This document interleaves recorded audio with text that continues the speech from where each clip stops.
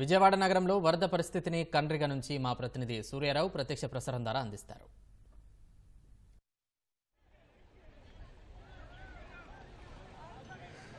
గత 2 రోజులుగా కురుస్తున్న వర్షాలతో విజయవాడ నగరం అతలాకుతలమైంది. ఇప్పుడు మనం చూడొచ్చు విజయవాడ శివారు కండ్రిగ వద్ద ఉన్నాం.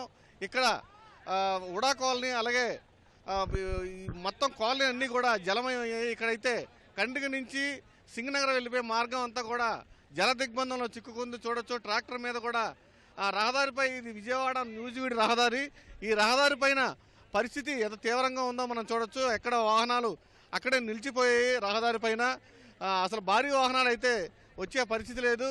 మనుషులు కూడా జనజీవనం పూర్తిగా స్తంభించింది. ఎవరు కూడా రావడానికి సాహసించడం లేదు. ఇది జాతీయ రహదారి అంటే పరిస్థితి మనం ఎంత ఉధృతంగా ఉందో బుడమేర కట్ట తెగిపోవడంతో ఈ పరిస్థితి ఏర్పడింది. మొత్తం నీరంతా కలిసి ఈ కాలనీ పైన వచ్చి పడింది. రాజీవ్ నగరు, ఉడా కాలనీ అలాగే కండ్రిగ నున్న వైపు మార్గం కూడా, కొత్తూరు తాడేపల్లి వైపు వెళ్ళే మార్గం కూడా స్తంభించిపోయింది.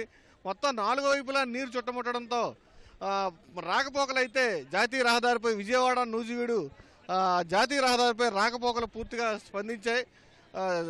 స్తంభించాయి మొత్తం మీద. మరోవైపు ఇటు పరిస్థితిలో కూడా ఎవరు కూడా ఈ నీటిలో దిగి వెళ్ళరాదని కూడా అధికారులు సూచనలు చేస్తున్నా కూడా అత్యవసర పనుల మీద కొందరు విధిలేని పరిస్థితిలో ట్రాక్టర్ల మీద అలాగే ఇది వాహనాల మీద వెళ్ళే ప్రయత్నం చేస్తున్నారు. చాలామంది మనం చూడొచ్చు నీటిలో చిక్కుకున్నారు. చాలామంది ఆ నీటిలోనే ప్రయాణిస్తున్నారు. ఇదంతా కూడా జాతీయ రహదారి. కాకపోతే నిన్న 2 రోజులు కురిసిన 30 సెంటీమీటర్ల వర్షపాతం విజయవాడ చరిత్రలో ఎప్పుడు లేనంతగా కురిసిన వర్షపాతానికి మొత్తం మీద ఈ పరిస్థితి ఏర్పడింది.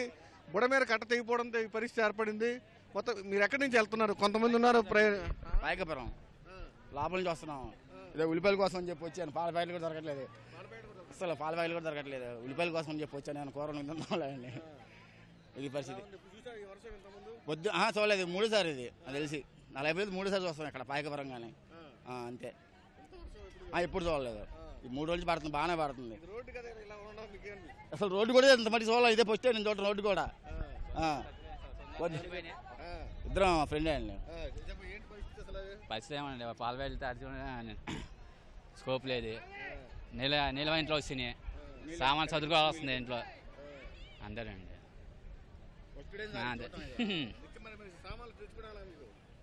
తెచ్చుకోవడం. మొత్తమే నిత్యావసర సరుకులు కూడా తెచ్చుకోవడానికి ఇబ్బంది అవుతుంది. పాల ప్యాకెట్లకు తెచ్చుకోవడానికి కూడా ఇబ్బంది అవుతుంది. వీరంతా కూడా ఉదయం నుంచి కూడా ఎప్పుడు ఈ వరద ప్రవాహం తగ్గుతుందా, ఎప్పుడు వెళ్దామని ఎదురు చూస్తున్నారు.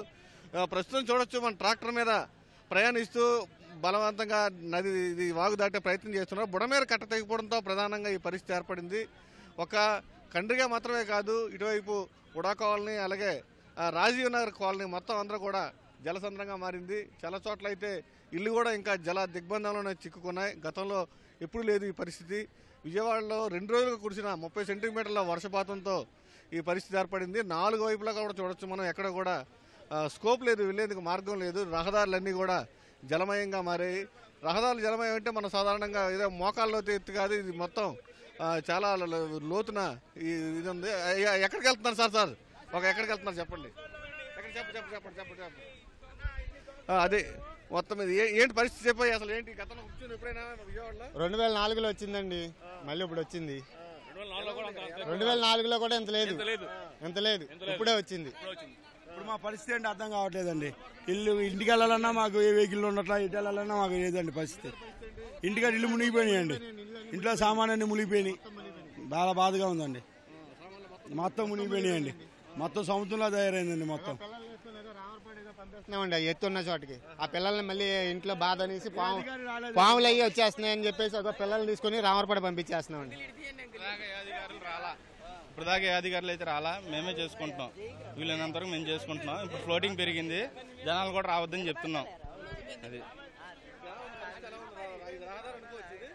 ఇది రహదారే. ఇది అసలు ఇది రాదనుకున్నాం కానీ అది కట్ట తెగిపోవడం వల్ల వాటర్ ఎక్కువ ఫ్లోటింగ్ వచ్చింది. అది ఇప్పుడు అప్పుడు వచ్చిందండి, తర్వాత ఇప్పుడు వచ్చింది. ఇప్పుడు దాకా ప్రభుత్వాన్ని చేస్తా ఉన్నారు కానీ కట్టలు కూడా ఒక బాగుంటే నీళ్ళు వచ్చాయి. మా ఇల్లు దాకా ఇక్కడ దాకా వచ్చినాయి నీళ్ళు, మొత్తం మునిగిపోయింది. ఇళ్ళకి ఎక్కడంగా కూడా లేదు, బాత్రూమ్ ఎక్కడంగా కూడా లేదు. చాలా ఇబ్బంది పడుతుంది, ఆడలు చాలా ఇబ్బంది పడుతున్నారు. అస్సలు లేదు. ఒకసారి కంటికి లోపలికి సందులోకి వెళ్ళారనుకోండి, మసీదు రోడ్డు కానీ మొత్తం అంతా ఈ పక్కన 64 డివిజన్ కానీ ఆ డివిజన్ కానీ మొత్తం చూస్తే మొత్తం అంతా మునిగిపోయింది. అసలు తినడానికి ఏం లేదు. చిన్నపిల్లలతో పాలు గీలు ఏమి అందట్లా. ఈ ప్రభుత్వం సాయం చేసే కొద్దిగా జనాలకి ఏదో ఏమవుద్ది. ఇప్పుడు ఆ సందులోకి వెళ్ళాలి, పడేసుకుని వెళ్తామే, అలా పరిస్థితి ఉంది. లేదండి బాబు, చెప్పాల్సిన లేదు. ఇంతలా మునిగిపోయింది. ఎవరో ఒకరు రావాలి కదా హెల్పింగ్. ఇల్లే చేస్తున్నారు, అసలు పొద్దు నుంచి ఎవడు పట్టించుకోవట్లా. వాళ్ళదారి వాళ్ళే పోతారులే. ఇదేంటి అసలు రావాలి కదా గవర్నమెంట్. ఈ గవర్నమెంట్ కాకపోయినా ఏదో గవర్నమెంట్ వచ్చి హెల్ప్ అనేది చేయాలి కదా. ఒకసారి లోనికి వెళ్ళి చూడండి మీరు, ఇంతలాగా మునిగిపోయే లేడీస్ వాళ్ళు ఏం చేయాలి అర్థం కాక ఏదో డాబాల పైన నుంచి వస్తున్నారు. ఏం చేయాలి అర్థం కాక. అర్థమైందా? ఆ పిల్లలకి ఫుడ్ లేదు, ఏం లేదు. ఆ బట్టలు గిట్లు మొత్తం రూమ్లోనే ఉన్నాయి, మునిగిపోయి తేలుతూ ఉన్నాయా. అసలు రావాలి కదా గవర్నమెంట్ అనేది. ఏం లేకుండా వచ్చి చూసి వెళ్ళిపోవడం ఏంటిది? కండ్రిగ దగ్గర అయితే పరిస్థితి భీతావహంగా ఉంది. ఇక్కడంతా కూడా చిన్నారులు, మహిళలు వీళ్ళంతా కూడా కిందకు దిగే పరిస్థితి లేదు. మొత్తం వీళ్ళందరూ కూడా మొదటంతస్తులోనే ఉన్నారు. ఇటు పరిస్థితిలో కూడా ప్రభుత్వం నుంచి ఏదైనా సాయం అందించాలి, అధికారులు రావాలి క్షేత్రస్థాయిలని వీరంతా కోరుతున్న పరిస్థితి మనం చూడొచ్చు.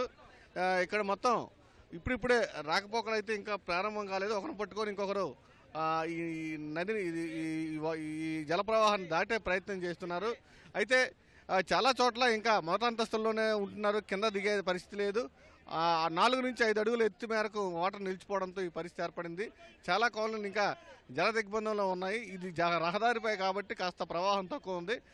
కాలనీలు అయితే ఇంకా పరిస్థితి భీతావహంగా ఉంది. అధికారులు వచ్చి తమను ఆదుకోవాలనే వీరంతా స్థానికులంతా కోరుతున్న పరిస్థితి మనం చూడొచ్చు. ప్రస్తుతం అయితే సింగనగర్ నుంచి పైపుల్ రోడ్డు నుంచి ఈ కండ్రిగ మధ్యలో అయితే ఈ వాగు ఇది జల ప్రవాహం అయితే చాలా ఎక్కువగా కనిపిస్తుంది. ఇందాటికంటే ఇప్పుడు ప్రవాహం కూడా పెరిగింది. ఈ ప్రవాహంలోనే అత్యవసర పనుల నిమిత్తం వెళ్లాల్సిన వారు ఒకరి చేయి ఒకరు పట్టుకొని ఆ వాగు జల ప్రవాహం దాటుతున్న పరిస్థితిని మనం చూడొచ్చు. అధికారులు అయితే స్పందించాలని అయితే మాత్రం స్థానికుల కోరుతున్న పరిస్థితి మనకి ఇక్కడ కనిపిస్తుంది. పరిస్థితి శ్రీమన్నారాయణతో సూర్య, ఈటీవీ న్యూస్, విజయవాడ.